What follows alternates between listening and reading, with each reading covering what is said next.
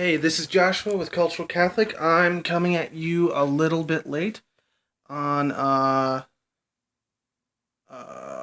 this video, but I'm gonna talk a lot about DACA. I'm gonna try to put all of the things I talk about in the article in the links below. So Trump is thinking about whether or not he should end DACA, and he's actually been given an ultimatum by several states' attorneys general. The lead of which is from Texas. And they say they want the DACA program, or Deferred Action for Childhood Arrival, ended by September 5th. Otherwise, they'll add that to the DAPA case. DAPA is the parents' version of DACA that was successfully challenged in court. Really, I think it's a dumb idea.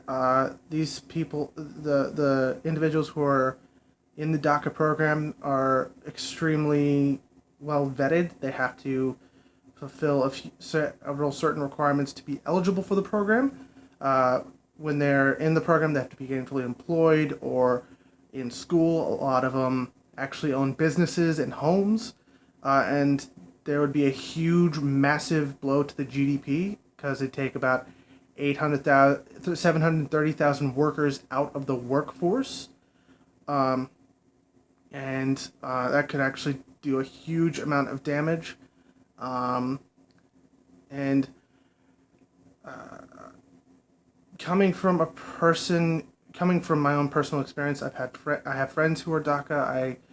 When I was in College Possible, worked with students who were DACA, and they're all just trying. This is, for a lot of them, the only home they've ever known. In the CNN article that will be cited below, from August 29th, it said a lot of them only have known the United States as their home. And so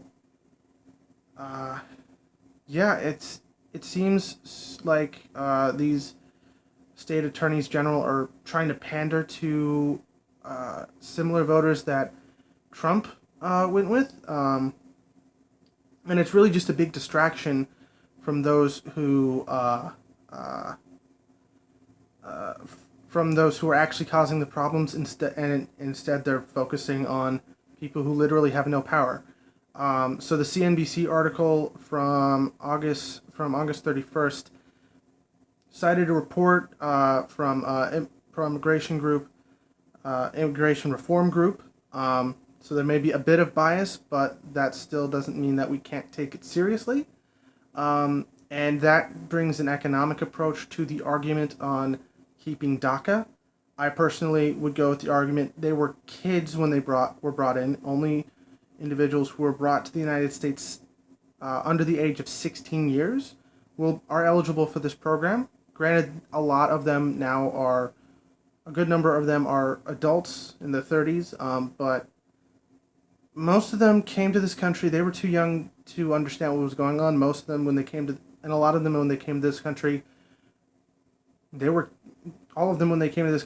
kids. They couldn't tell their parents, no, don't cross the border. We aren't doing so with the proper documentation. They were kids. Their parents brought them to this country for opportunity, or they were just individuals or they were part of families that just overstayed their visas and never left. So I think that the United States needs to keep this program going under the Trump administration, and then we need to bring up that Group of 8 bipartisan immigration reform back. It needs to go through the House, go through Congress as is, get passed.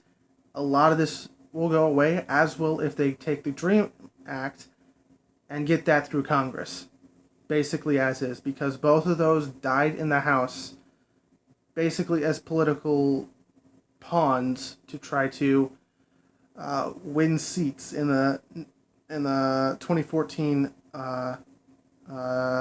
elections, during the midterms, trying to say the Democrats aren't doing what they need to do to fix the border issue, when in all actuality John Boehner was using this as cheap political points. This is a short video. This is a late video. Links will be in the description below. This is Joshua with Cultural Catholic, signing off.